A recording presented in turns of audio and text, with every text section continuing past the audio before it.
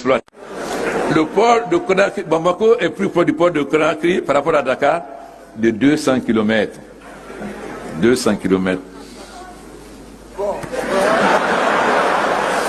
Ensuite, évidemment, nous nous battons pour le Transguinéen, c'est-à-dire le chemin de fer qui va partir de Simandou à Fourkaria.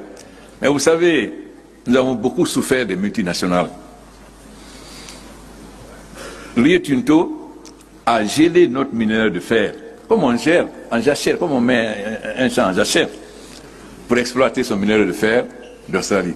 Parce que comme notre minerai de fer est fer magnétique riche, si ça vient sur le marché, ils ne pourront pas vendre leur minerai de fer. Pendant des années donc, ils ont géré notre minerai de fer. Voilà les leçons que nous devons tirer. Nous devons avoir la maîtrise, connaître exactement quelles sont les richesses. Parce que très souvent, ils nous disent la teneur qu'ils veulent. On n'a pas la capacité de savoir, ils peuvent dire 40% alors que 70%. Donc, si nous nous renforçons, si nous travaillons ensemble, pourquoi nous allons vendre notre minerai de fer dehors? Pourquoi nous n'allons pas transformer en acier? Mais cela n'est pas possible dans le cadre d'un État. Mais si on est ensemble dans l'Afrique de l'Ouest, pourquoi ne pas créer des sociétés où la Côte d'Ivoire a 5%, le Sénégal 100%, et à ce moment-là, on peut transformer le minerai de fer en acier, et nous sommes aujourd'hui, on va être le plus grand consommateur d'acier. Ce que les gens ne comprennent pas, tout le monde parle de la Chine comme le plus grand marché. C'est vrai pour le moment. C'est pourquoi nous avons signé un accord stratégique avec la Chine dernièrement lors de mon voyage d'État. Infrastructure contre mine. Parce que si nous sommes en train de résoudre le problème de l'énergie, nous avons un grand problème en Guinée, c'est les routes. Nous n'avons pas de routes. Donc, nous avons fait un accord stratégique. Mais attention, notre accord stratégique ne veut pas dire qu'on donne une mine à la Chine. Non. On dit, tant, vous nous donnez tant de milliards pour telle infrastructure. Donc, ça correspond à quoi au niveau de la bauxite? Si ça correspond à 2 milliards de tonnes de bauxite et que nous avons 4 milliards, évidemment, on ne vous donne pas la bauxite. On vous permet d'exploiter jusqu'à 2 milliards, à partir de 2 milliards maintenant. On ne va pas commettre l'erreur que les Zaïre avaient fait en donnant contre prêt des mines qui étaient beaucoup plus importants que le prêt que la Chine donnait. Nous avons tiré des leçons aussi de cela. Donc,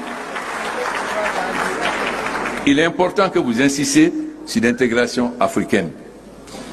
Si la Côte d'Ivoire a pris l'avantage de faire une usine de ciment, pourquoi je vais en faire en Guinée? Ça n'a pas de sens. Malheureusement, nous sommes étroits au point de vue politique. C'est-à-dire, lorsqu'il y a un petit problème, la Côte d'Ivoire ferme ses frontières. Alors, on ne peut plus avoir de ciment. C'est ça qui amène les pays africains à faire les mêmes choses. Il faut que vous amenez les chefs d'État africains à séparer les problèmes de développement économique et commerciaux des problèmes politiques. C'est-à-dire, quels que soient les problèmes entre deux États africains, cela ne doit pas influer sur les acteurs économiques et commerciaux. Ça, c'est le peuple qui doit imposer.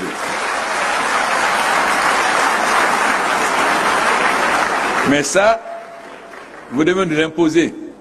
Parce que quand vous laissez entre nous, on ne le fera jamais. Il faut se dire la vérité, on ne le fera pas. Mais la jeunesse africaine va nous pousser aujourd'hui à le faire. C'est une jeunesse consciente qui va sur Internet, donc, qui sait ce qui se passe dans le monde. Voilà donc ce que je souhaitais vous dire.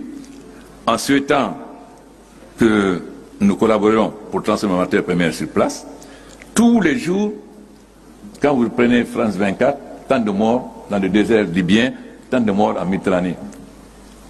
Mais est-ce que cela n'interpelle pas la conscience des chefs d'État africains? C'est une honte pour nous de voir nos enfants mourir comme ça. Et quand c'est les Africains, on dit des émigrés. Quand c'est leur côté, on dit les migrants. Voilà. Donc, j'interpelle, mais je peux me permettre, je suis plus âgé qu'eux, donc je peux les interpeller. J'espère que nous allons faire en sorte que l'intégration africaine, la CEDEAO a beaucoup avancé sur l'intégration économique, mais zéro sur l'intégration politique. Nous sommes en retard par rapport à la SADC et l'Afrique de l'Est au point de vue intégration politique. Parce que nous sommes encore trop attachés à l'ancienne puissance coloniale. Coupons le cordon ombilical et soyons africains.